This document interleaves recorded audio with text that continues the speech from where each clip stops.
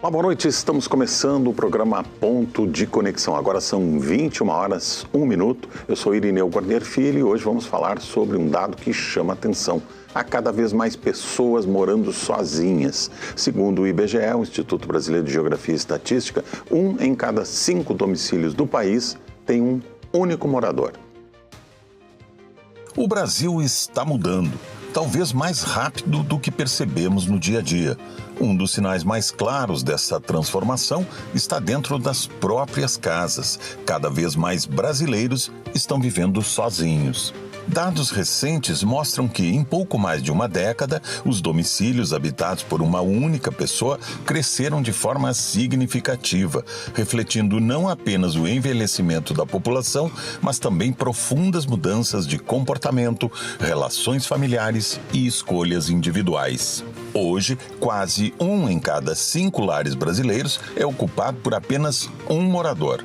Por trás desse número, há histórias diversas. Jovens que buscam independência, adultos em transição de vida e uma parcela crescente de idosos, muitos deles mulheres, que vivem sozinhos após uma vida em família.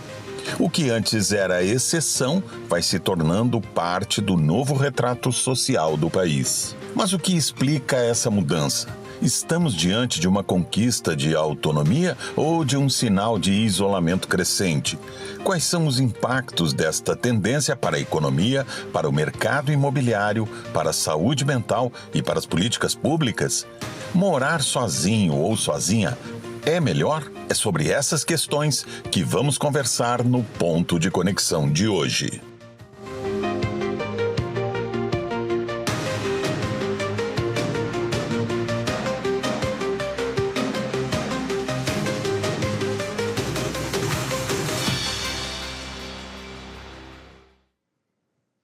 E para falar sobre esse assunto, nós recebemos aqui no estúdio do Ponto de Conexão esta noite, Walter Rodrigues, coordenador da Pesquisa Nacional por Amostra de Domicílios Contínua no Rio Grande do Sul. Walter, boa noite, seja muito bem-vindo mais uma vez aqui ao nosso programa. Boa noite, Irineu. Boa noite, demais integrantes do programa. É sempre um prazer comparecer, né? E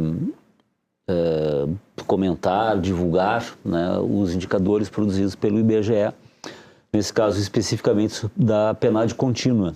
É uma pesquisa que nós temos desde 2012, com uma série histórica, e que teve essa divulgação de informações sobre moradores e sobre domicílios. Chamou uma divulgação muito atenção, anual. né? Chamou muito atenção esse Chamou dado. bastante atenção.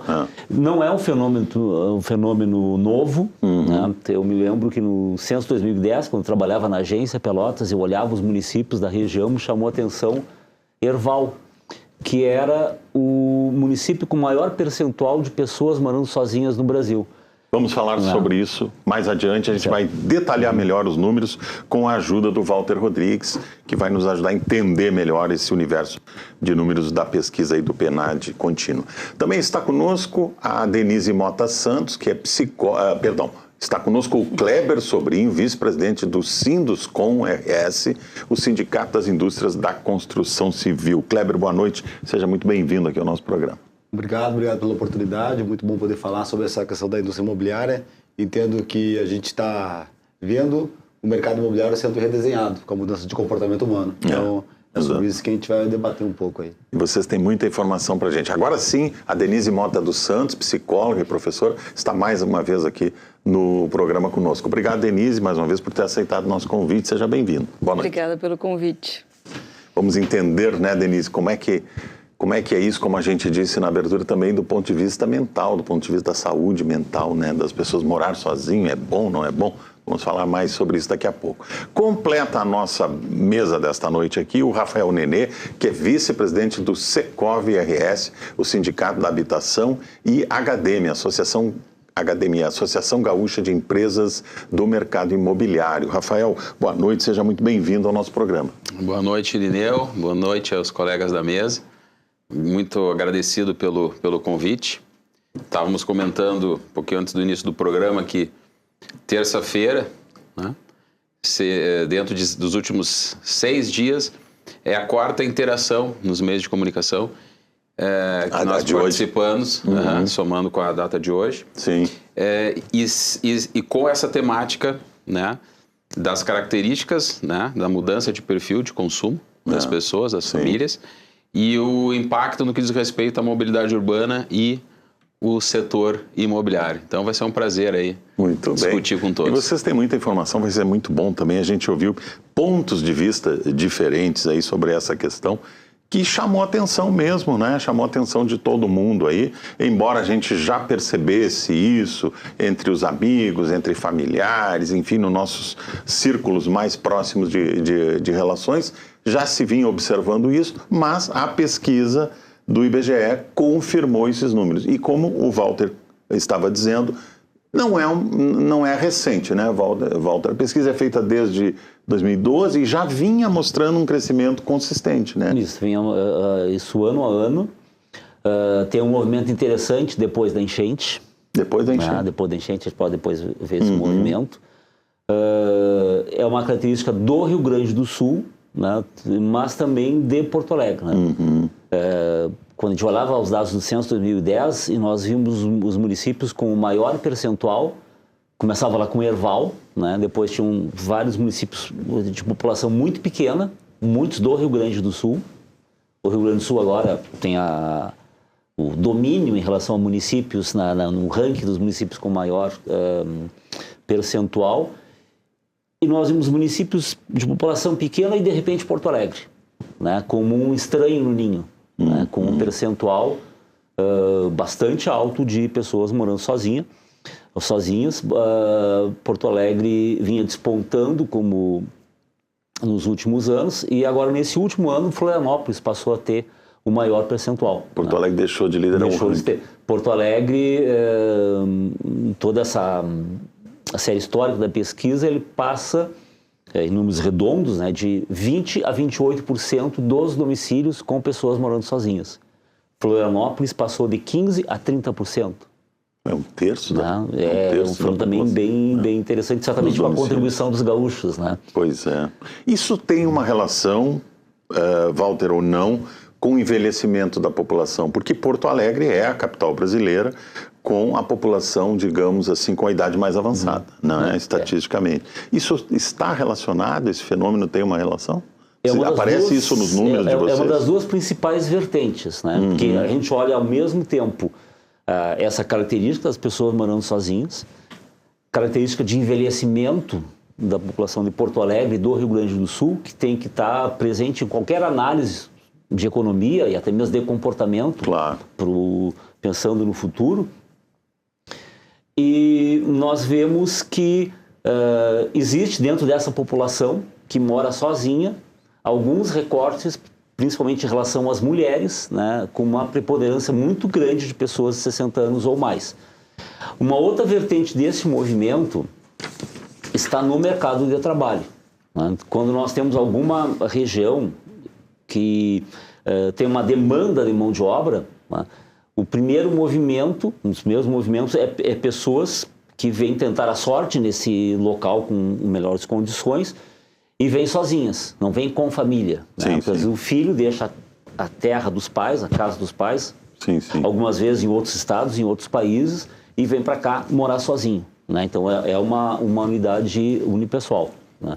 Mas essa questão do envelhecimento, principalmente em relação às mulheres, é algo que salta aos olhos. Tem mais mulheres de mais idade morando sozinha. A gente tem aqui uns dados, a quantidade de lares, e nós vamos ver aqui alguns números, já está na tela ali, vamos colocar, a quantidade de lares com uma pessoa passou de 7,41 milhões em 2012 para 15,63 milhões de domicílios no ano passado, segundo dados da Pesquisa Nacional por Amostra de Domicílios Contínua, domicílios e moradores, divulgada em abril desse ano. Vamos acompanhar, então nós vamos ver aí quais as capitais onde tem mais pessoas morando sozinhas em percentagem. Então, em percentagem é Florianópolis, como disse o Walter, era Porto Alegre. 2025, Florianópolis assume essa liderança, Porto Alegre fica em segundo lugar, Salvador, na Bahia, em terceiro, Vitória, no Espírito Santo, em quarto, Goiás, em quinto, e Rio de Janeiro e Rio de Janeiro, em último desses 6 aqui que nós pegamos aqui, o Rio de Janeiro é o último. Florianópolis, 31%, Porto Alegre, 29%, Salvador, 27%, Vitória, 26%, Goiânia, 26% e Rio de Janeiro, 24%. Mas, em números absolutos, a cidade de São Paulo concentra o maior número de domicílios unipessoais, com 1,1 milhão de lares. Em seguida, aparece o Rio de Janeiro, com 644 mil domicílios, e Salvador, com 289 mil. A primeiro quadro que a gente mostrou ali se refere a esse número proporcional à população da cidade, né? Então, são duas situações diferentes. Como é que isso impacta, Kleber, o mercado da construção civil? Como você disse já na abertura, já deu o trailer ali do que nós íamos falar, a própria indústria da construção civil já está se reorganizando para atender esse público, né? A gente já viu isso já acontecendo nesse último ciclo de 5 anos, novos projetos para atender justamente esse comportamento de consumo, né, as pessoas morando sozinhas.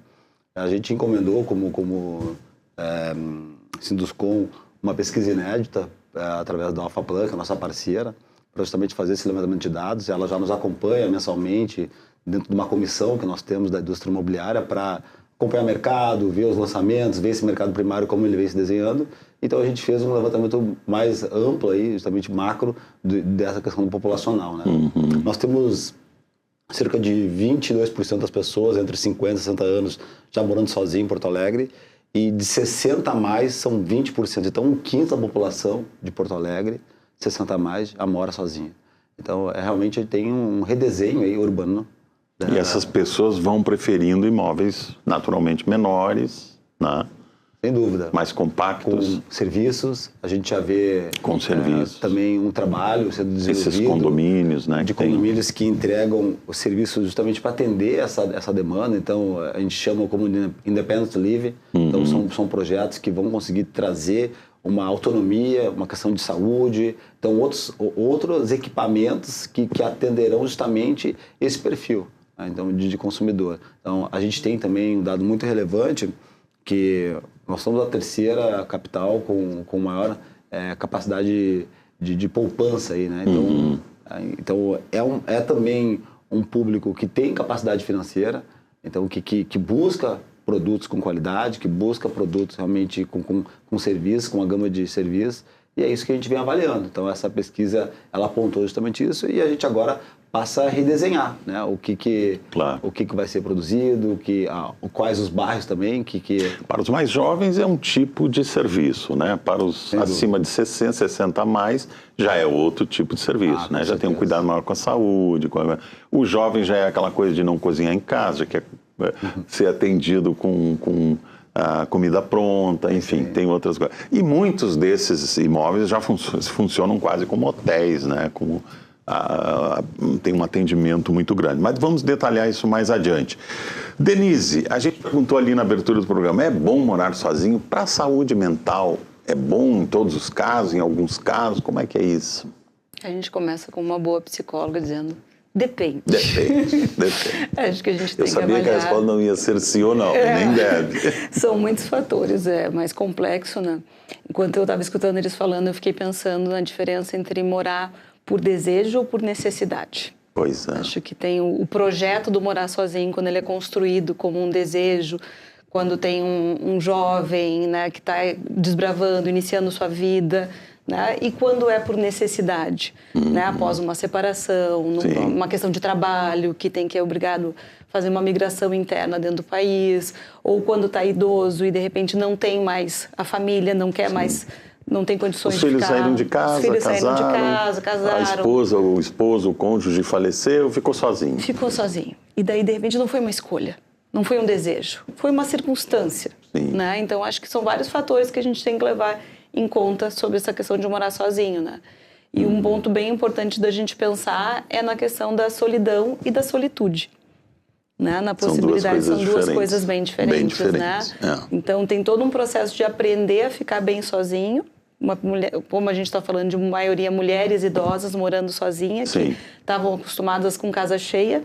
E de repente tem que aprender a se relacionar consigo mesmas, Sim. naquele espaço e tudo. E a questão de poder curtir esse momento consigo, viver uma solitude ou encarar como uma solidão, como um abandono, com todas as perdas que teve, né? Então, a mesma experiência, ela pode ser vivida de jeitos muito diferentes. Né? Importante saber se é uma opção ou não, né?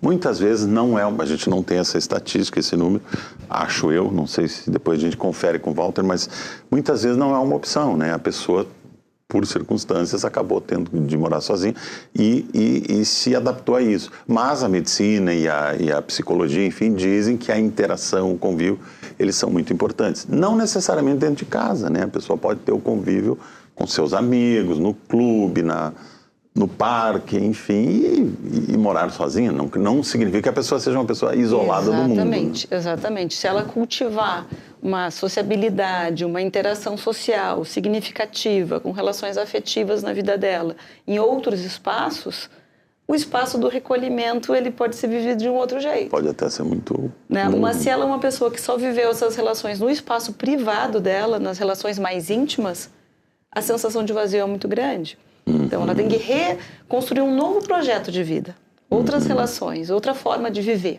esses afetos, né? Sim. Muito bem. Rafael, nós voltamos ao tema aqui do mercado imobiliário, né? Há uma demanda crescente por esse tipo de imóvel. A indústria já direciona muito dos seus investimentos para esse lado, mas também há uma certa transitoriedade nisso, né? A pessoa vai morar sozinha, fica um tempo e depois casa, conhece alguém, enfim, resolve morar com alguém. E aí, como é? Tem uma circulação nesse mercado ou não? Tem. E hoje é solitário, amanhã está acompanhado. Eu faria essa seguinte complementação dos colegas e as tuas provocações, inclusive no que diz respeito ali a leitura ali dos dados e a provocação da própria matéria, né? Eu entendo que as pessoas, elas estão, sim, vivendo mais sozinhas por algumas necessidades, principalmente no que diz respeito ao mercado de trabalho, questão da globalização, questão das experiências, o estudante mora sozinho ou experimenta morar sozinho boa parte do tempo, e isso representa aí nas estatísticas, né? Mas não quer dizer que ele prefira morar sozinho ou, no meu ponto de vista, um comportamento de buscar uma solidão ou de buscar um isolamento. Pelo contrário, eu acredito que os próprios imóveis, né, com uma entrega maior, como o Kleber falou, de áreas condominiais mais instigantes, a gente entende que o ponto de contato, de lazer, de prazer das famílias e dos indivíduos que moram sozinhos, eles extrapolaram um pouco o ambiente da sua residência. Então eles vão buscar isso ou na área condominial ou na própria cidade. Por isso que quando a gente fala aqui de comparação entre cidades, eu não consigo desassociar isso de uma questão de performance de cidade, né? Eu entendo que as cidades, elas, dentro de um contexto de desenvolvimento, de progresso, de tecnologia, de empreendedorismo, elas participam de uma competição, digamos assim, silenciosa. Mas, por exemplo, nós gaúchos, a gente torce pelo estado do Rio Grande do Sul, a gente tem que observar comportamentos de outras cidades, de outros estados, até porque tem aquela preocupação nessa questão mais social de perda de talentos, né? Então, as cidades se comportando melhor, entregando uma melhor segurança, entregando uma melhor mobilidade, automaticamente esse ecossistema e aí a entrega de imóveis direcionados satisfazem. Então, por exemplo, o dado de Florianópolis. Florianópolis é uma cidade que ela tem um incremento do turismo. Sim. Por exemplo, Porto Alegre é uma cidade que, com algumas iniciativas agora dessa última gestão municipal, está percorrendo esses caminhos, né? Alguns movimentos de classe, as entidades de classe, eu e o Walter, a gente participa, né, de algumas entidades de classe, de movimentos empresariais, quer dizer, o POA+, aonde se busca valorizar o empreendedorismo. Então, essa questão da economia, de desenvolvimento, está muito Tá? É intrinsecamente ligado com a questão dos imóveis do meu ponto de vista. Então a gente tem que observar também esses aspectos aí, né? E com certeza os imóveis eles estão correspondendo a uma necessidade mais presente de hábitos de consumo. Então eles vão se adaptando. Então acho que isso tudo converge, né? Isso tudo movimenta junto. A área, e aí a gente por exemplo, destinada à área de serviço diminuiu cada vez mais, quase desapareceu em alguns imóveis. A cozinha diminuiu também. Sim, né? aí tu compartilha uma área de lavanderia. Refeições prontas e tal. Uma área de churrasco, uma área de lavanderia, um bicicletário, então tu não precisa mais guardar tua bicicleta. Sim. Então é uma forma, né?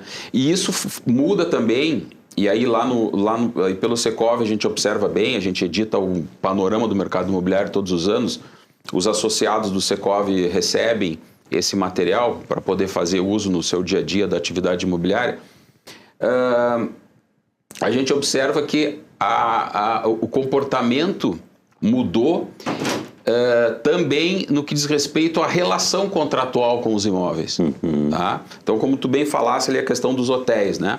Então, evidentemente que Florianópolis tem mais hotéis que Porto Alegre. Claro. Em função de uma característica do seu DNA. Turismo, né? Do turismo. Mas, por exemplo, hoje em dia a dinâmica está tão interessante, o aspecto da experiência, as pessoas também preferem e gostam de residir, que seja temporariamente, em locais de temporada, de locação por temporada. Né? Então, isso amplia. Então, a cidade ela também tem que estar preparada para isso. A indústria da construção civil e a indústria da prestação de serviço através das imobiliárias também devem estar preparados a isso, porque é uma acolhida, né? Uma cidade que ela, digamos, consegue atender melhor esse público, que seja permanente ou que seja visitante, ela vai ter uma performance melhor, né? E as pessoas daqui a pouco podem até escolher tais cidades com essa performance para lá trabalhar. Então, automaticamente, ela vai buscar uma locação, ela vai buscar isso tudo. Nós estamos direcionando para imóveis mais compactos, porque às vezes são experiências. Até daqui a pouco trazer a família depois de um tempo. Pois é. Pode ser uma experiência, né? Agora, quem começa com um imóvel assim, para uma pessoa, um imóvel pequeno, aí 30 metros quadrados, ele já começa comprando ou ele primeiro aluga, faz uma experiência e depois compra? Como é que funciona isso? O que a gente percebe na construção civil é que muitos desses compradores são majoritariamente investidores, né? Que buscam essa compra para justamente prevendo a rentabilidade no futuro depois de entregue. Tá? Sim.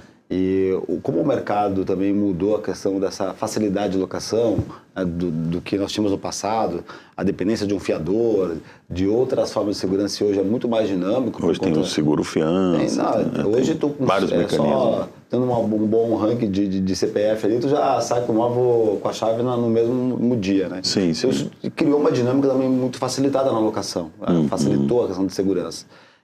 E o que eu percebo, assim, a gente como instituição, é de fato que as pessoas estão buscando uma qualidade de vida melhor, né? Então a praticidade e buscando essa autonomia de moradia. Então não basta ter os 30 metros ou a área privativa, mas é a questão walkability, né? Essa questão caminhável, a questão dos serviços que estarão integrados à região onde essa pessoa vai morar. Não necessariamente no condomínio, mas no entorno. Sim, o condomínio é importante por conta do conceito, dos entregáveis ali como empreendimento, isso vai agregar valor e gerar liquidez. E é por isso que a gente vê tanto anúncio assim oferecendo área de lazer, churrasqueira, espaço gourmet, garden, né? Isso é importante do produto como piscina, em si, né? academia. Isso, sem dúvida, as pessoas buscam isso, né? Isso é algo que faz parte já do produto, da construção.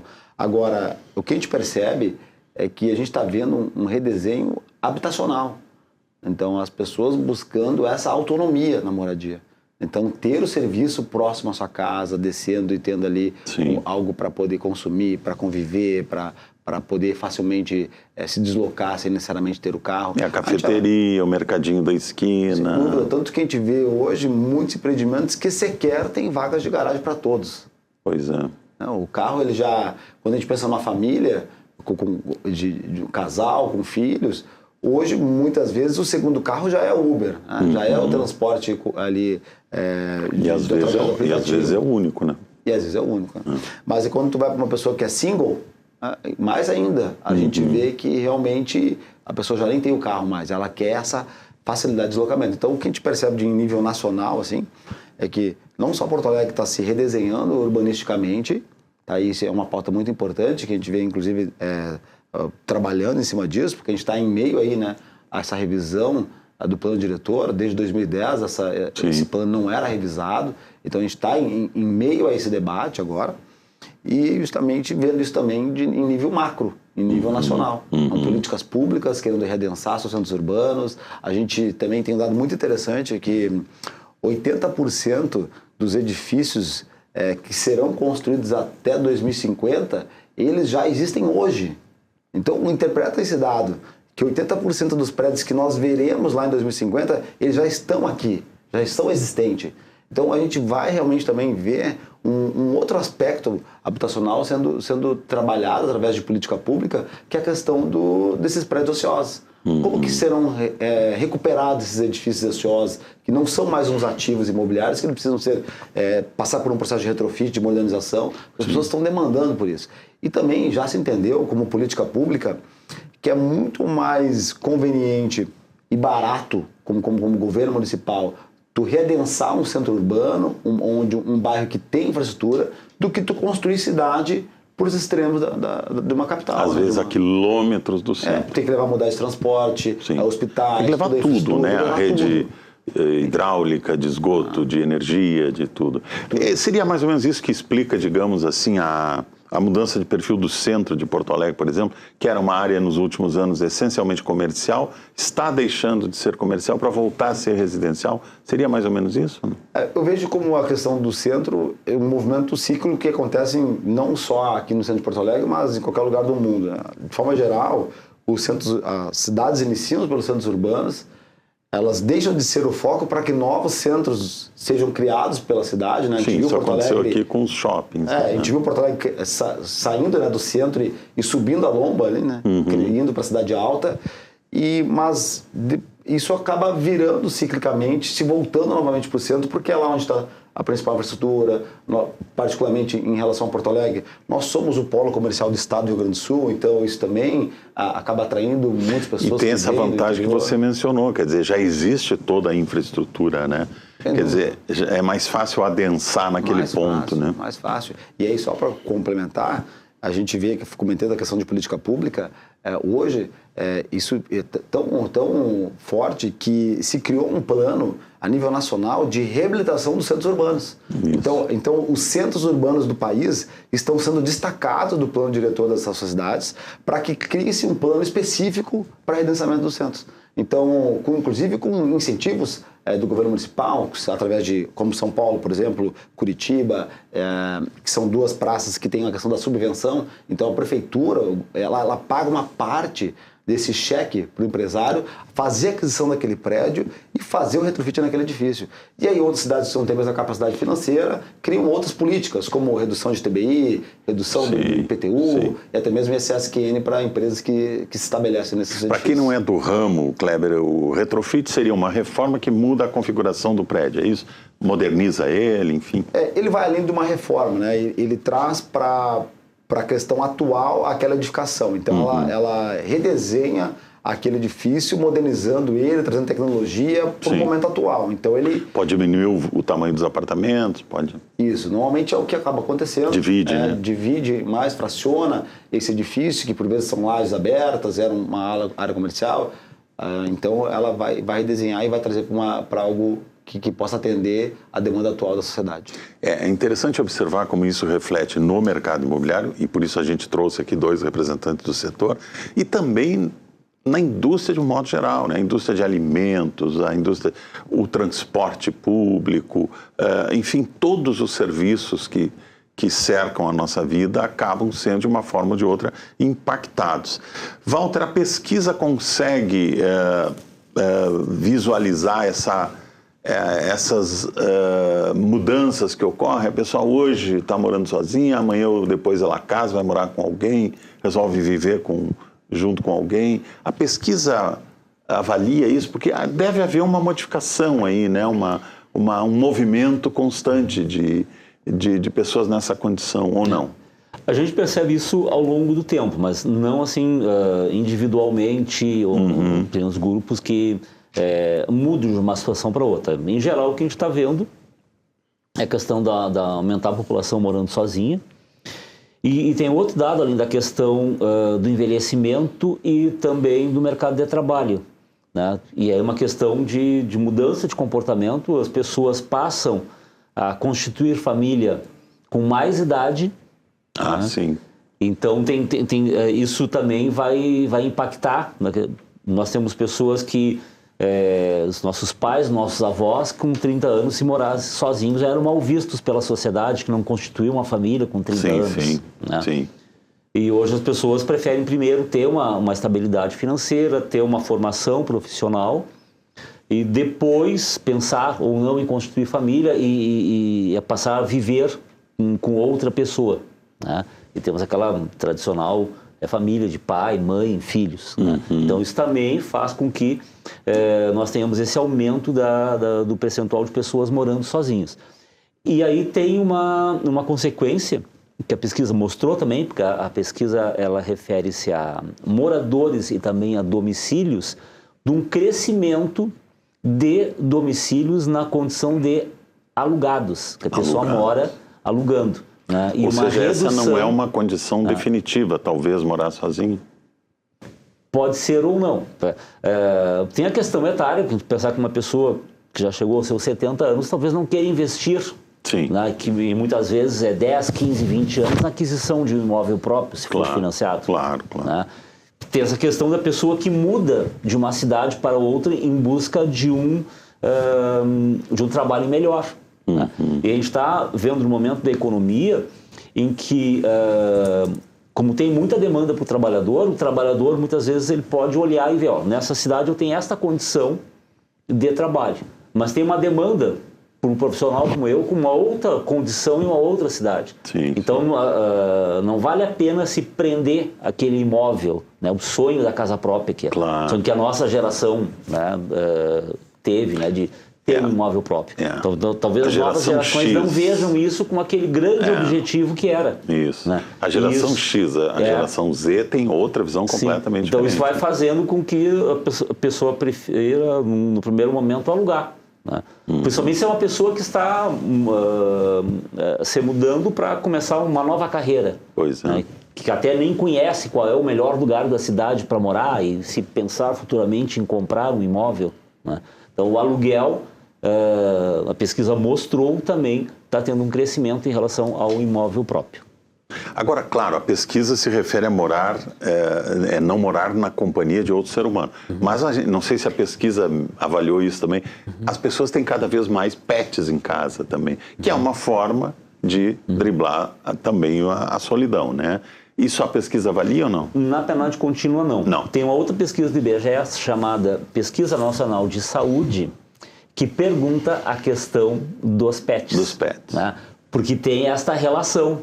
Pessoas morando sozinhas, não tendo a companhia de outro ser humano, querendo uma companhia de um animal. Né? Então, inclusive a PNS vai ter uma nova edição agora este ano, né? Começando em julho.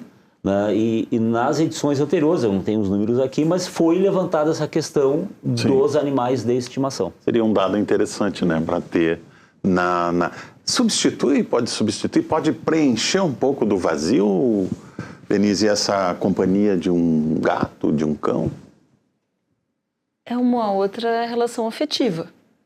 Né? Tem afeto, né? Tem um pessoal da antropologia que está justamente olhando como que os pets estão sendo vistos na categoria pessoa. Isso, e as pessoas não projetam... É uma outra relação, ele tem lugar, tem alimentação especial, tem plano de saúde, tem guarda compartilhada quando separa. Exatamente. Né? Então, assim, né, vocês falando agora dos apartamentos pequenos, eu fiquei pensando, onde é que vai parar os pets? Pois é. Onde que vão os gatos e os cachorros? Não estão... Né? Com 20 metros Precisamos quadrados. de apartamentos que caibam essas novas famílias, que incluem os animais também, né? Os animais, Então, porque realmente, a gente vê muitos casais que tem pets, gatos, cachorros, depois separam os filhotes, né? Cada um vão... Eu digo assim, as pessoas têm filhos ou filhotes. Né? Exatamente. Hoje em dia. Mas eu acho que é uma outra forma de viver uma relação afetiva e de ter uma companhia no percurso da vida. Né? Quem já teve animais, eu tenho. Não sei se os outros da mesa têm, mas é uma relação... Tu tem também. Tenho, então, quem tem sabe a relação única que tem de troca e de afeto. E tem pesquisas falando do benefício para a saúde mental também. Para a saúde mental, tem a pet terapia. Então, já tem um pessoal mostrando que, de fato, traz benefício essa relação. Que a gente... Claro, não substitui a presença humana, mas compensa esse vazio, em parte o vazio, né? E obriga também a pessoa a sair de casa, a caminhar, a levar o pet para passear, quer dizer, a se movimentar mais, né? Se exercitar e às vezes até ir ali no parque, conhecer outras pessoas que também levam seus pets, né? Os cachorros. No caso dos cachorros. No caso dos gatos, aí a sociabilidade é menor. O teu pet é gato? É o meu gato. Aí sai menos, né? Passeia menos, né? Mas sim, pode ser uma possibilidade de aumentar a sociabilidade também. Eu acho que o IBGE vai ter que incluir na pesquisa mesmo, hein, Walter? A presença dos pets aí, porque é muito forte, a gente vê o crescimento dessa indústria e todo o movimento em torno disso aí. E a gente vê como as pessoas projetam muito nos animais sentimentos humanos, né? Quer dizer, atribuem aos animais sentimentos humanos, né? E que faz parte da evolução do ser humano, essa relação com os animais, né? Ele foi domesticando os animais, foi trazendo para perto. E da própria evolução dos animais, que também ficaram mais parecidos conosco, né? Sim. Agora, em apartamento de 20, 30 metros quadrados, não tem lugar para pet, né, Rafael? Pois é, eu estava pensando aqui Aí fica que difícil, talvez no que diz respeito ao IBGE, também fazer uma análise se o tamanho dos animais não estariam diminuindo, né? Pelas características de raça, né? Mas se observa que sim, né? Eu acho que quem tem o hábito do animalzinho de estimação, acho que independe do tamanho do apartamento, acho que está mais relacionado com a dinâmica e a interação deste dono de pet com o seu dia a dia, né? Naquele ecossistema onde ele mora, ou até mesmo na relação que ele tem com o trabalho, porque também seria uma responsabilidade Daqui muitas a pouco vezes... esses novos lançamentos imobiliários, desculpe te interromper, Rafael, vão precisar ter creches para Possui. Já existe isso? A gente observa, porque todo empreendimento que tem alguma característica de amplitude, digamos assim, no que diz respeito à área condominial, ela consegue contemplar isso, né? Então, existem espaços que o próprio dono pode fazer só a higiene no animalzinho, né? O banho, a tosa, existem condomínios que oferecem isso. Não sabia. E também, inclusive a gente tem um clima, vamos chamar que nós temos um clima um pouco mais hostil, principalmente no inverno, Sim. em Porto Alegre e Rio Grande do Sul. Existem alguns condomínios, eu já observei isso, mas em condomínios de mais alto padrão, onde existem espaços para o animalzinho fazer, de repente, a sua necessidade de forma mais rápida, sem que o dono precise se ausentar na área externa do condomínio. Né? Não digo a rua, a calçada, porque às vezes chega tarde em casa, por caminhar à noite, pode ser perigoso. Justamente, então por conforto. Então, claro que é também uma crescente, né? Tempo atrás, acho que saiu aí uma pesquisa aí no mercado de serviços, né? A pesquisa dentro da questão econômica, onde dois segmentos seguem crescendo, né? Que é a questão das pet shops e a questão dos cosméticos e nessa área da saúde para as mulheres, né? Então, são segmentos que crescem muito, né? Então, isso é um hábito novo, né? Quer dizer, um hábito novo, é um hábito crescente das pessoas conviverem mais com seus animais, e isso tem que se adequar à política dos condomínios, né? Tem condomínios que não recebem bem, então, inclusive, isso... Ainda existe isso. Ainda existe isso aí por normas, regimento interno, convenção de condomínio. Então, sempre é importante, antes de uma aquisição de um imóvel, analisar a sua funcionalidade, aquele ecossistema todo, né? No que diz respeito a uma locação e no que diz respeito à compra de um imóvel, né? Sim. E aí, voltando ali um gancho para a primeira rodada ali de conversa, daria para contribuir também, assim, essa questão um pouco da necessidade, né, de morar num ambiente menor. Porque se a gente for pensar Porto Alegre, a gente está falando, né, é um consenso aqui na mesa, praticamente 1/3 dos lares, né, as pessoas moram sozinhas. Mas se a gente ampliar isso aqui um pouco para o Rio Grande do Sul, a gente sai dessa referência de 30% para uma referência de 20% moram sozinhos, se a gente for pensar Rio Grande do Sul, caso do interior, pelos números que a gente tem no Secov. Então, o que acontece? Há também justamente isso, esse deslocamento para os grandes centros. Então, por isso, talvez ali, Salvador, Florianópolis, né, Rio de Janeiro e São Paulo, onde há um deslocamento, né, uma movimentação no mercado de trabalho, de estudo e assim por diante, e que, digamos assim, minam mais algumas regiões, né? Muito bem, agora são 9 horas. Bom, 9 horas e 41 minutos, agora o reloginho apareceu aqui. 9 horas e 41 minutos, nós vamos fazer um breve intervalo e em seguida voltamos, 3 minutinhos, já estamos de volta para falar um pouco mais sobre essa nova tendência que foi detectada por essa pesquisa do IBGE. Mais pessoas estão vivendo sozinhas. Já voltamos.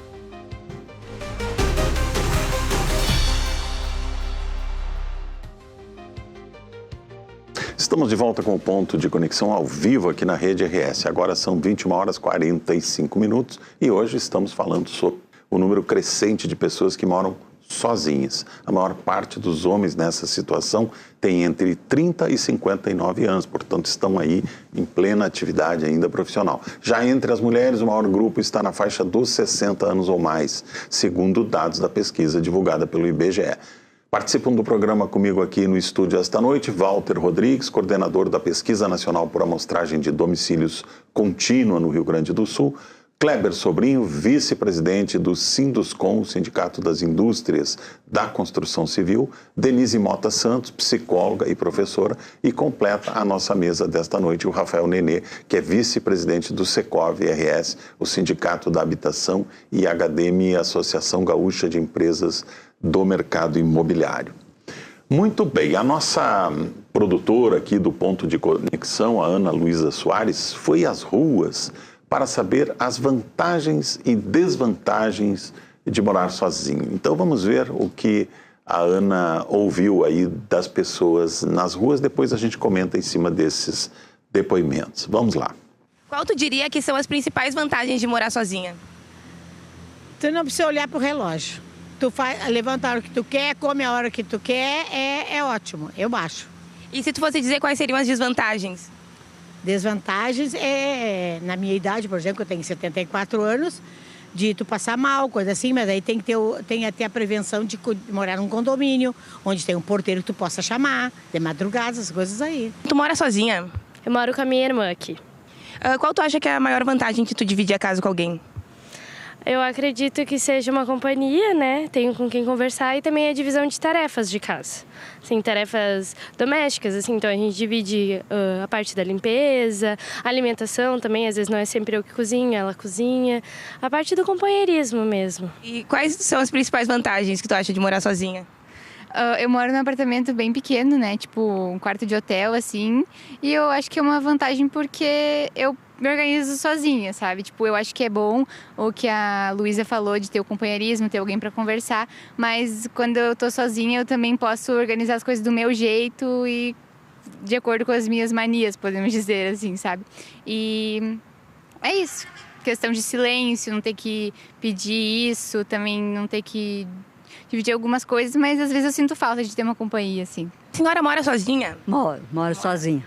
Qual é o que tu acha que são as principais vantagens de morar sozinha? Olha, vantagem tem e não tem, né?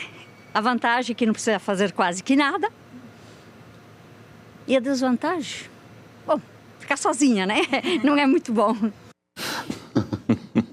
Pois é, tem aí depoimentos contra, a favor, os prós e contras de viver sozinho. Agora, Denise, uma das nossas entrevistadas ali, a moça falou que ela vive num espaço bem reduzido, mais ou menos o tamanho de um quarto de hotel. O tamanho o espaço de que a pessoa dispõe para viver impacta na saúde mental? Como é que isso mexe com a cabeça? Acho Porque a gente pode pensar que o espaço que ela viver, ela vai ter que dar conta das necessidades dela, né? O jeito que ela se alimenta, ou se ela faz home office. Eu fiquei pensando, uma das coisas que eu não vi comentário ali, eu fiquei pensando, né? Eu morar e trabalhar num espaço pequeno, sim, sozinha, não tenha essa sensação de, esse ritual de que eu saio de uma peça, vou para outra peça, né? A sensação de tudo acontece no mesmo espaço, né? É o quarto, é a escrivaninha, às vezes um estúdio, né? A mesa de comer, tá tudo junto, né? Só o banheiro separado. Mas não tem nenhuma parede separando. Não tem nenhuma parede separando, né? A gente via muito isso, né, Denise, na pandemia, naquelas reuniões online, a gente via muito isso, as pessoas às vezes trabalhando e no fundo a cama, o quarto, às vezes a cama até meio desarrumada e tal, meio bagunçada. Mas é aquilo, quer dizer, a pessoa tem aquele espaço para viver, né? Aquele espaço para tu chegar e relaxar e de repente é o mesmo espaço que tu trabalha, por exemplo, né? Ou tu quer fazer uma refeição e de repente a tua geladeira é pequena, tu tem 2 bocas de fogão, ou de repente às vezes só um micro-ondas, ou um forno elétrico, por exemplo, esses espaços muito reduzidos. O próprio fogão às vezes é elétrico, pequenininho. E por um lado, uma coisa é uma moradia assim que tu vai ficar por um tempo. Sim, né? Outra coisa é tu vai te estabelecer ali. Viver como que isso vai impactar a tua saúde? Os hábitos alimentares a longo prazo. Se tu ficar te alimentando sempre de congelados, de coisas prontas, por exemplo, né? Se tu não tem um espaço adequado para armazenar os alimentos, se tu não tem um espaço para receber uma visita, de repente tu só tem a cama e 2... Como é que fica a relação da pessoa com o espaço, né? Essa questão das salas, antigamente, elas eram grandes, né? As pessoas recebiam nas suas casas as pessoas. Hoje em dia elas recebem no espaço, né, de sociabilidade, né? Mas eu fico pensando, eu não moro num apartamento como vocês comentaram que tem essa estrutura, né? Eu moro num edifício mais antigo. Então eu fico pensando assim, esse espaço de sociabilidade, se todo mundo quiser usar o espaço, tu entende? Se todo mundo... Não, tu tem que agendar, nem sempre né? está disponível. E não é aquela mesma relação que a gente tinha antigamente com as casas que tinham uma sala ampla para tu receber as pessoas, né? Então isso também impacta na sociabilidade, nas relações afetivas, na intimidade. Porque uma coisa é receber a pessoa na sua casa e outra é marcar um encontro, por exemplo, no café da esquina. Sim. São situações diferentes. Sim, eu acho que a questão da intimidade, privacidade, o espaço privativo ele está reduzindo, né? E daí tem uma parte boa da gente poder viver mais a sociabilidade no espaço público, por exemplo, que nem... Eu me esqueci, ele estava comentando das pessoas estarem buscando mais apartamentos em áreas que tem a região, né, que tem o mercado, tem a farmácia, que elas possam se deslocar a pé, por exemplo. Isso é uma coisa que eu vejo como algo saudável, tu viver o bairro, tu te estabelecer relações afetivas com a comunidade, caminhar, onde tu está trabalhando. Falar com o verdureiro da esquina. Isso dá uma sensação de pertencimento, de territorialização afetiva no espaço, né, público. Porém, esse espaço também privado, ele precisa gerar esse conforto, essa segurança que a pessoa precisa. Né? E eu tenho minhas dúvidas em relação ao espaço tão reduzido a médio e longo prazo. Eu acho que a curto prazo ele com certeza dá conta. Mas a médio e longo prazo, o que eu observo no consultório e nas pessoas que eu acompanho é que isso não supre as necessidades todas delas a médio e longo prazo. Gera alguma angústia. Gostaria de complementar. Nós, como indústria, a construção civil ela não constrói apenas prédios, ela responde à transformação da sociedade. Então, esses produtos imobiliários que a gente vem se apresentando no mercado é uma resposta de uma demanda que a sociedade vem solicitando. O que a gente percebe com isso é que, obviamente, quando uma pessoa está morando sozinha, ela passa a ter um relacionamento, ou ela tem um pet, ou ela muda, tem que fazer um trabalho home office, a gente percebe que daí há um movimento para uma outra unidade. Então, a gente costuma chamar isso de imóveis de passagem. Então, a pessoa ela acaba migrando. Então, realmente, tanto que a gente vê produtos dentro da indústria imobiliária e da construção civil que de fato vão atender com esses serviços ali, essa gama de serviços dentro do empreendimento, mas que também hoje a gente percebe que apartamentos, por exemplo, o novo 2 dormitórios, que ele tem lá entre 40 e 50 metros quadrados, que já é um sucesso em São Paulo. Nós já temos diversos projetos licenciados aqui em Porto Alegre. Com 2 dormitórios, 40 metros quadrados. 40, 50 metros quadrados. Então, plantas inteligentes que conseguem entregar qualidade para a pessoa morar, que a pessoa que daqui a pouco mora sozinho, ela pode também ter lá um espaço, um segundo quarto para criar o seu escritório, o seu home office, tem uma sacada, inclusive, para poder ter um espaço à hora livre. Então, nós como indústria, a gente responde justamente o que a sociedade solicita. Entendeu? Então, não é apenas fazer prédios, é entender essa mudança de comportamento e de fato, produzir produtos que possam atender esse Mas momento. Possivelmente essa casa não seja a moradia para o resto da vida, né? É como você disse, é uma moradia de passagem, né? Isso aí. Provavelmente a pessoa não vai viver toda a vida nesse espaço pequeno, né? Então, a pessoa que depois vai construir família e tudo, tanto que ao mesmo tempo que a gente vê produtos compactos, né, como a gente chama, ou produtos single para atender com serviço, a gente vê sendo produzidos. Aí, por outro lado, a gente vê prédios, projetos assinados de apartamentos com mais de 300 metros quadrados, 700 metros quadrados, que num ciclo de 5, 7 anos atrás sequer existiam projetos sendo incorporados aqui na nossa cidade, entendeu? Então, há essa dicotomia. Mas aí é para um grupo muito pequeno de compradores. Mas entendeu? Eu entendi. A indústria atende a todas as faixas uma resposta da sociedade. De público, né? Então é isso. A gente viu uma mudança, foi se percebendo que para se manter um ticket médio de valor para atender ao que as pessoas buscavam, os apartamentos poderiam ir mudando as suas áreas privativas e até mesmo para poder atender, manter o ticket, o que a demanda consegue absorver.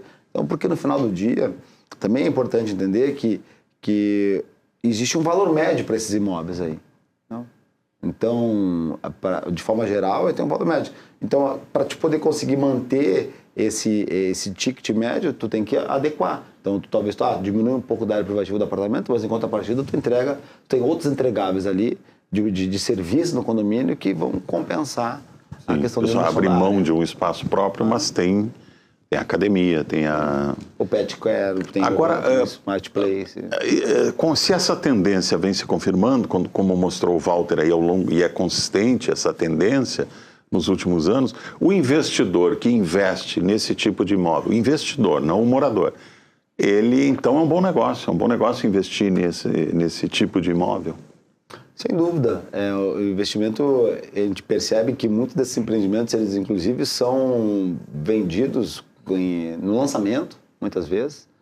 Então as pessoas adquirem aí. Há até uma política justamente dentro dos grandes players da construção civil de não vender mais do que 2 unidades para o investidor. Então existe isso, né, também.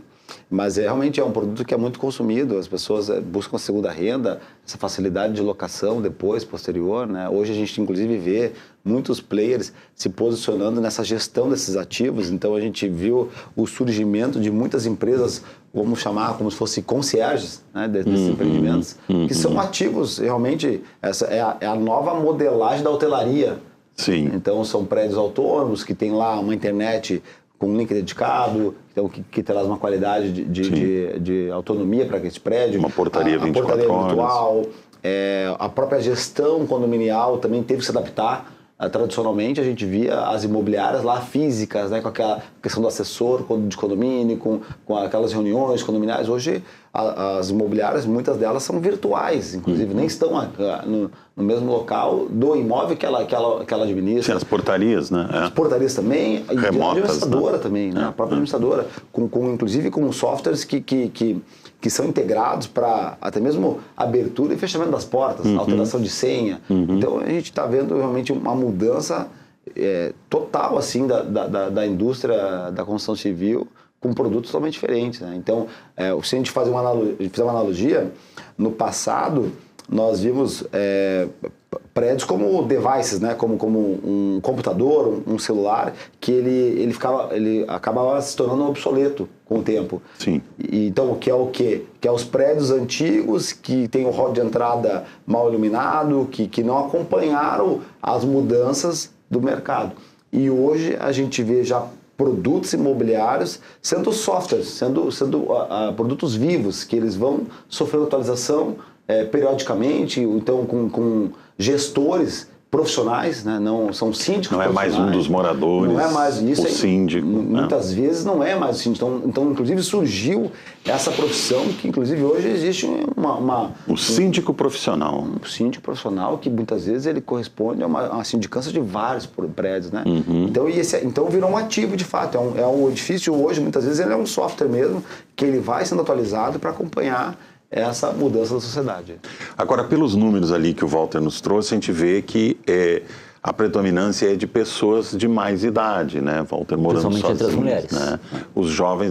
Isso seria, Denise, porque os jovens estão demorando mais para sair de casa também? Aquele sonho que todo jovem tinha de, com 18 anos, morar sozinho, hoje já não é tão fácil de realizar? Isso tem a ver também com a questão econômica ou até pelo conforto de morar com os pais, enfim? Eu acho que a gente não tem como separar esses fatores, né? Tem as questões socioeconômicas que são muito diferentes, né? Muito. Às vezes eu converso com meu pai, ele disse que quando ele estava na faculdade, ele tinha 5 propostas de emprego antes de se formar. As empresas iam na universidade atrás dos talentos, né? Hoje em dia, as pessoas estão com diploma sem conseguir trabalhar, sem conseguir empreender direito, né, lutando por um espaço, né? Então eu fiquei escutando vocês e pensando na realidade que eu escuto, né, no consultório, de pessoas que nem pensam muitas vezes em quando que elas vão poder comprar um imóvel, né? Pessoas que era muito diferente a realidade, de idade? Né? Eu estou pensando na faixa ali de 30 e poucos ainda moram com os anos, pais. que às vezes moram com os pais, ou então eles vão dividir apartamentos, né? E daí o sonho dessas pessoas muitas vezes é ir morar sozinho, porque está buscando adquirir essa autonomia financeira e tudo para ter o seu espaço, né? Então daí está batalhando por isso, né? Então, o acesso também ao imóvel mudou muito, né? Eu me lembro que a primeira vez que eu fui alugar um imóvel, me disseram, por acaso bati num prédio que estava ainda em vendas e eu disse, mas por que tu vai alugar? Compra. Não, mas como é que eu vou comprar? Vou alugar. Não, compra, que é mais fácil comprar do que alugar. E de fato era muito fácil. Se comprava sem entrada, se comprava assim, na época era muito mais fácil comprar do que alugar. Essa situação mudou completamente, né, Nenê? Sim, a questão toda é a dinâmica mesmo, né, que eu comentei. E as funcionalidades de cada edifício, né, eu acho que dá para complementar, né, em cima do que foi falado agora, que uma coisa, no meu ponto de vista, é uma pessoa morando sozinha, que seja um idoso, que seja um jovem, enfim, independente da idade, morando sozinho, digamos assim, numa ilha. Vamos pensar que é um apartamento compacto, mas esse apartamento compacto ele está dentro de um ecossistema que muitas vezes ele já está ultrapassado. Então aquela funcionalidade daquele edifício, ele já não atende com outras complementações, né? outras entregas. Prédios mais antigos, você como diz? Foi dito. E aí eu vou chegar nessa questão dos prédios mais antigos. Agora, se uma pessoa, o exemplo daquela senhora que comentou, poxa, eu gostaria de ter alguma referência a homem, né? Para frente a algum mal súbito, alguma coisa que ela possa... E essa é uma preocupação das pessoas mais idosas, claro, na sua residência. Uma preocupação pertinente. Ter uma referência ao homem, né? Ter uma referência ao homem que eu digo, enfim, um ser humano que ele possa chamar um serviço de ambulância e assim por diante. Então, da mesma maneira, um jovem, ele vai buscar um edifício que toda a dinâmica dele, toda a dinâmica daquele edifício, ele foi já concebido pela indústria para gerar essa entrega. Então é muito diferente aqueles 30 metros quadrados, onde tem todo um ecossistema pensando, interagindo com ele, com um apartamento mais compacto. Então isso é importante das pessoas, à hora de procurarem um imóvel, que seja para local, que seja para comprar, analisar essa dinâmica toda. E aí, no que diz respeito ao resgate dos imóveis antigos, é aí que entra toda digamos assim, esse conceito novo aí do retrofit, né? Por quê?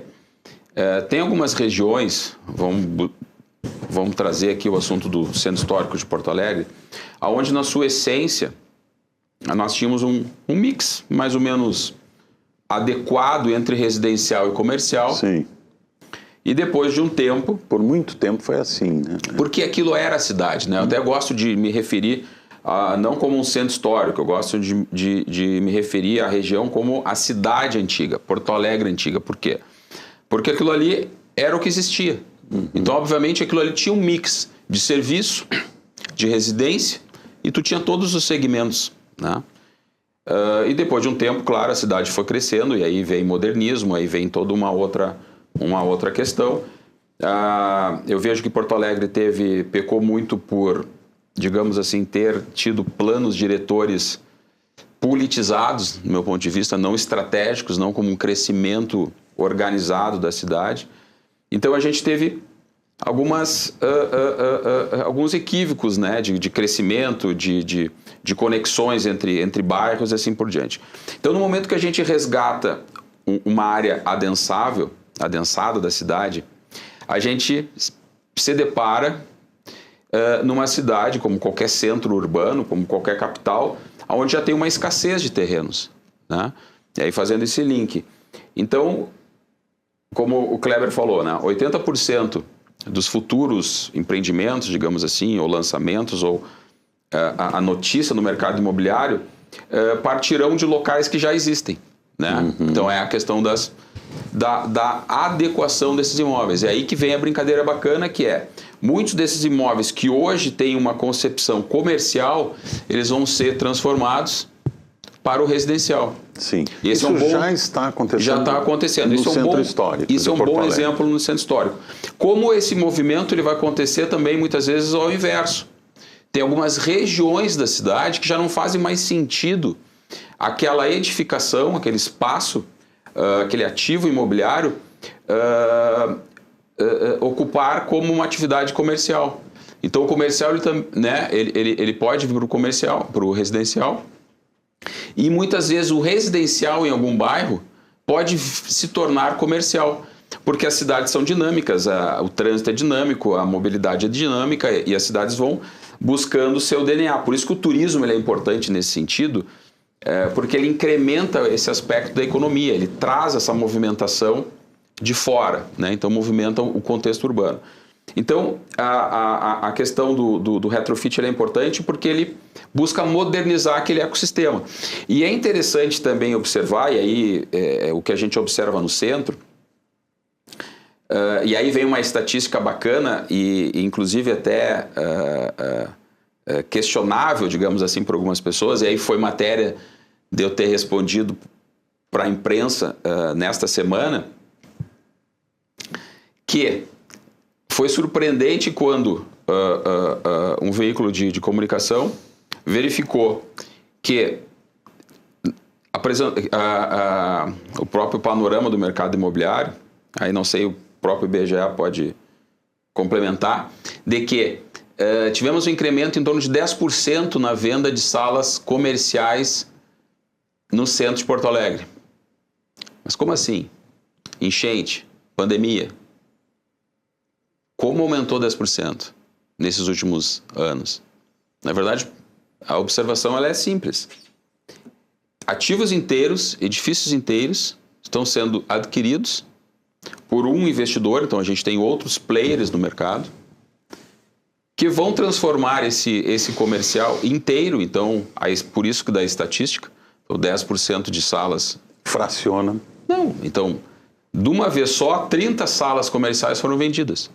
40 salas comerciais.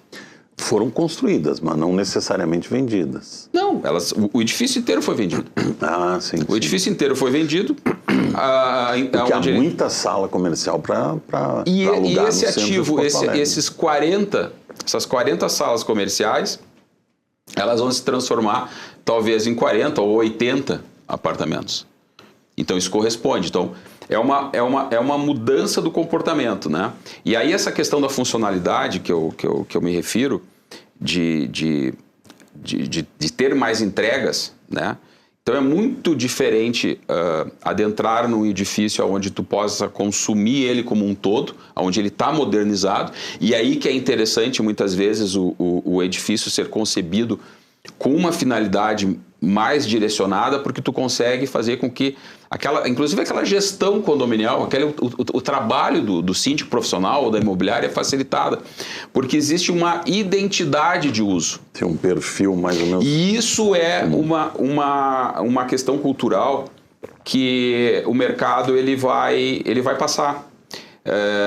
Uma ocasião na nossa empresa, nós atendemos um cliente e ele, muito chateado, nos relatou que ele tinha feito um tempo atrás, não foi através de nós, mas tinha comprado um tempo atrás um apartamento.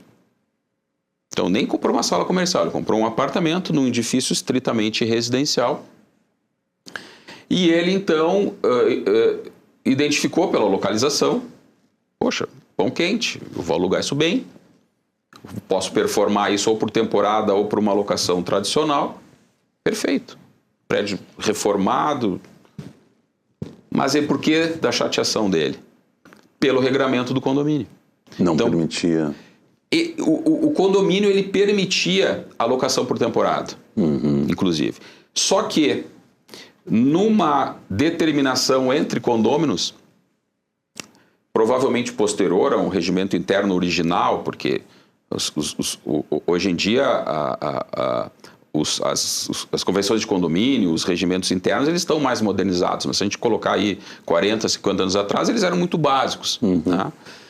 Mas provavelmente uma atualização em assembleia de condomínio, então determinou que as áreas comuns do edifício, inclusive o rooftop, um prédio antigo no centro, mas foi reformado.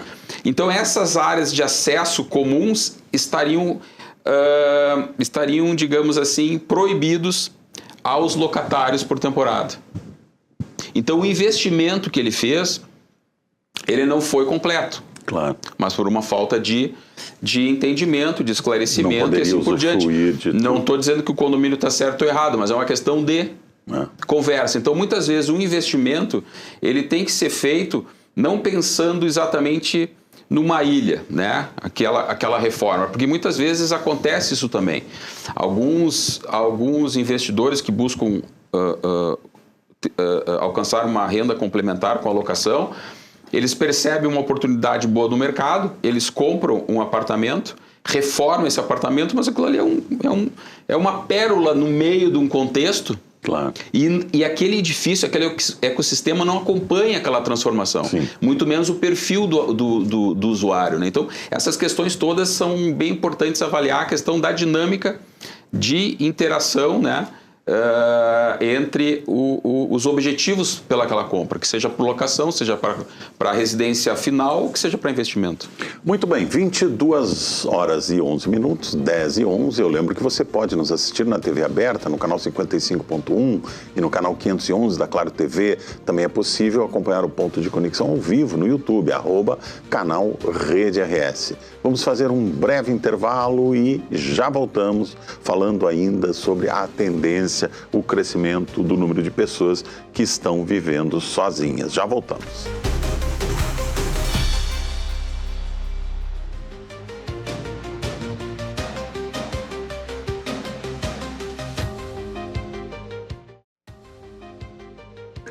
Estamos de volta com o último bloco do programa Ponto de Conexão de hoje, ao vivo aqui na Rede RS. E hoje estamos falando sobre o número crescente de pessoas que moram sozinhas. Walter, a pesquisa do IBGE, ela capta esse dado que o Kleber trouxe aqui, que muitas vezes o apartamento esse pequeno, para uma pessoa morar, é um apartamento de passagem. A pesquisa capta isso, que as pessoas estão alugando, mostra se as pessoas estão alugando ou estão comprando? Sim, ela mostrou agora nessa última edição um aumento, né, do percentual de imóveis alugados e a queda dos imóveis próprios, né, que são imóveis próprios já pagos ou ainda pagando, que são os imóveis financiados. Né. Então, é uma mudança que pode ter relação com morar sozinho, pode ter uma relação com uma pessoa de mais idade que não querer investir em um financiamento que muitas vezes é longo. Prazo, né? Então pode ter essa relação com a faixa etária. E tem também a questão da economia. A pessoa que está se mudando para um município diferente, vai morar sozinho, né, e está buscando uma nova oportunidade de trabalho, ela pode não ter a certeza de que vai dar certo aquilo. Então, se mudar e já comprar um imóvel pode não ser uma boa ideia. Né? O colega falou de imóveis de passagem, né? Ele pode estar pensando em um imóvel para ver como é que está a situação e depois... Tá? Então, uma coisa que chamou a atenção foi o aumento, o percentual de imóveis alugados, crescendo, e dos imóveis próprios caindo. Muito bem. A gente falou aqui no outro bloco que era muito fácil antigamente comprar um imóvel, que hoje está mais difícil. E o Kleber me disse aqui no intervalo que não, que existem facilidades para a compra de imóveis. Kleber, para quem quer morar sozinho e não quer alugar, quer comprar um imóvel, quais são os planos que existem, quais são as opções que existem? A Caixa Econômica Federal representa praticamente 80% da habitação no Brasil. Então, e ela tem justamente planos subsidiados para atender essa questão da moradia. Nós temos também, por exemplo, aqui no nosso estado, a questão do porta de entrada, que é justamente um cheque que o governo do estado ele disponibiliza para a compra de um imóvel. Além disso, no passado, a gente tinha um percentual de financiamento menor. Hoje a gente tem empreendimentos que são lançados com até 90% financiado pela Caixa. Então, claro que depende do teu poder de compra, do teu comprometimento de renda. Então, aí você vai utilizar o seu fundo de garantia. Então, existem maneiras e planos de governo que viabilizam isso, tá? A gente tem também alguns exemplos... Mesmo sem uma entrada, então, às vezes pesada? Então, para alguns imóveis dentro da faixa, como a gente chama, né, faixa 1, faixa 2, Minha Casa Minha Vida, até mesmo faixa 3, existem muitas incorporadoras que elas, entendendo essa dificuldade por vezes dessa entrada, elas flexibilizam de forma parcelada o valor da entrada, junto no plano de pagamento da compra do imóvel. Então, ela não precisa necessariamente você ter à disposição do recurso ali imediato, tá? E alguns empreendimentos, quando eles estão bem avaliados junto à unidade no banco, ela, inclusive, consegue financiar até 100%. Então, são poucos os casos, mas a gente hoje, essa semana mesmo, nós lançaremos um produto, aí um prédio já está pronto para entrar e morar, com 100 unidades habitacionais aí no Centro Histórico de Porto Alegre, que a pessoa conseguirá financiar até 100% do imóvel. Então, existe essa possibilidade. O que a gente percebe é que realmente a gente teve um achatamento do poder de compra, a taxa de juros é maior, então isso acaba dificultando também um aumento do endividamento no Brasil, então isso acaba diminuindo o poder de compra do consumidor. Agora, existem planos aí justamente que favorece a questão da habitação, entendeu? Quem está pensando em morar sozinho e não quer alugar, quer comprar, tem que procurar, pesquisar e ir atrás. Agora, Denise, para quem já decidiu comprar um imóvel desses de que fala o Kleber e está pensando em morar sozinho por muito tempo, ou seja, não é um imóvel de passagem, ele quer estabelecer sua vida assim. O que a pessoa pode fazer, que hábitos ela pode adotar para que não venha a ter problemas psicológicos com isolamento, solidão? Que hábitos a pessoa que mora sozinha pode adotar para ter uma vida mais saudável do ponto de vista psicológico? Eu acho que é lembrar que morar sozinho não significa que ela vai ser sozinha ou ter solidão, né? Então, está isolada. Ela pode ter um projeto de vida, que ela pode ter relacionamentos, amigos, namoros, enfim, relações, né, afetivas e tudo, e não tem interesse em partilhar a moradia. E pode ficar bem. Porque acho que o exercício é poder aprender a viver sozinho sem entrar num isolamento social, né? Sim. É poder cultivar as relações afetivas, hábitos, convivência, né? Então, ao mesmo tempo, eu digo assim, a gente não falou, eu tinha lembrado antes de falar sobre a questão do online e do offline, né? Muitas vezes a pessoa ficar sozinha em casa e ficar online. Eu acho que tem uma diferença muito grande ela ficar online zapeando coisas, ou ela ficar online conversando, se conectando com outras pessoas. Claro. Tem uma diferença muito grande. Uma coisa é ficar rolando o feed, outra é falando com Outra alguém. é falando, ligando para uma amiga, para um amigo, se comunicando. Então ela está morando sozinha, mas ela está em relação. Ela não está sozinha, solitária, Sim, né? sim. E ela pode curtir um momento dela de solitude. Né? Eu conheço muitas pessoas que têm relacionamentos e tudo e que optaram por morar sozinhas, porque se sentem mais confortáveis, se sentem bem. Agora, o que eu observo é uma diferença entre quem acabou morando sozinho não por desejo, Sim. não por interesse, mas por circunstâncias, né? Fiquei com a fala daquela senhora, né? A última senhora que comentou ali. Sim. Ah, é bom morar sozinho. Daí disse, desvantagem. É ruim morar sozinho, né? Ou seja, a sensação que eu tive é que talvez não foi um desejo dela, foi Sim. uma circunstância que Foi fez uma ela morar sozinha. circunstância. Levanta essa hipótese. Né? Então, isso faz diferença e eu acho que a questão de estabelecer relações também com a comunidade que tu mora, com a vizinhança. Porque esse medo que alguém falou de, se eu passo mal, não é só um medo da terceira idade. Eu acompanho esse medo em pessoas que moram sozinhas. Jovens, Desde um jovem mais de jovens. 20 anos ou uma senhora Mas tem de medo do 65. quê? De acontecer o quê? De acontecer alguma coisa, porque tu pode passar mal, tu pode não ter aqui pessoas que vêm de outro estado ou que Sim, vêm do interior, sim. que não tem rede de apoio. Sim. Né? E que antigamente se cultivava relações com a vizinhança, tu conhecia o teu vizinho de porta, do outro lado, e de alguma maneira tu tinha uma rede de apoio no condomínio e que às vezes não existe mais. Então, cultivar relações com a vizinhança, com a comunidade que tu pertence, é essencial. Né? E há casais até que optam por viver cada um no seu apartamento no mesmo condomínio, às vezes, né? Sim, às vezes no mesmo condomínio. Já acompanhei casais que se separaram e mantiveram com filhos e preferem morar no mesmo edifício para facilitar, que também é uma opção, digamos, né, com uma boa relação. Né? Pessoas também que preferem cada um ter a sua casa, seja no mesmo bairro, ou não. Sim. Mas, tendo o seu espaço privativo, saudável. Exatamente, preservando esse espaço. A gente falou um pouco aqui no plano diretor e como ele também reflete essas mudanças, a dinâmica social. Rafael, o novo plano diretor, você acha que ele está sintonizado com essas mudanças de que nós falamos aqui ao longo do programa? Esse novo plano diretor, ele está, digamos, atualizado em relação a isso? Eu entendo, né, e acho que o setor boa parte dos setores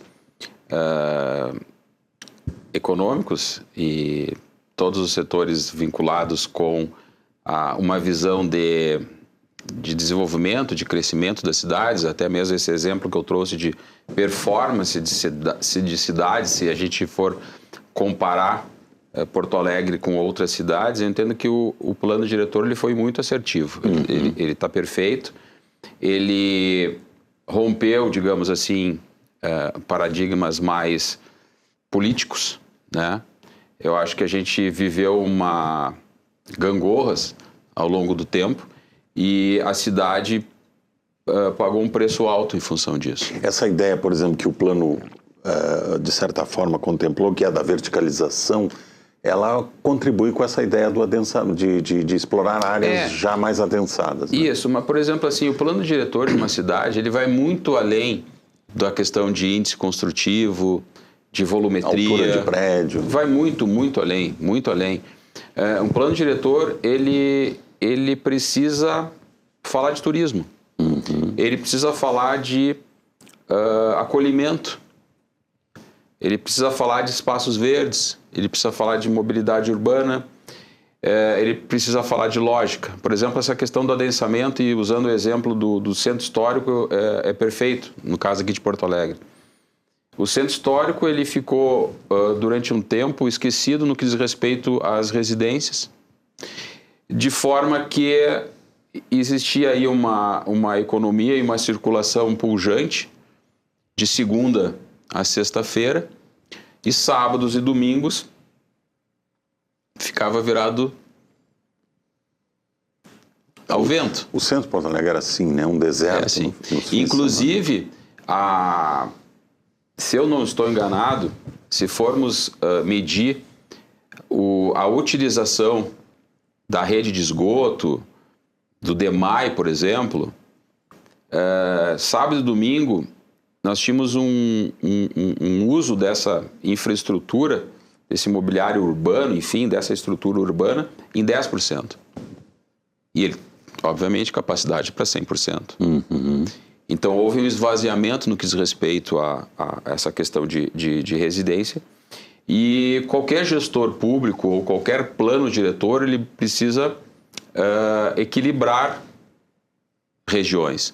Então, o adensamento ele tem muita lógica no que diz respeito ao tempo de deslocamento das pessoas para o trabalho.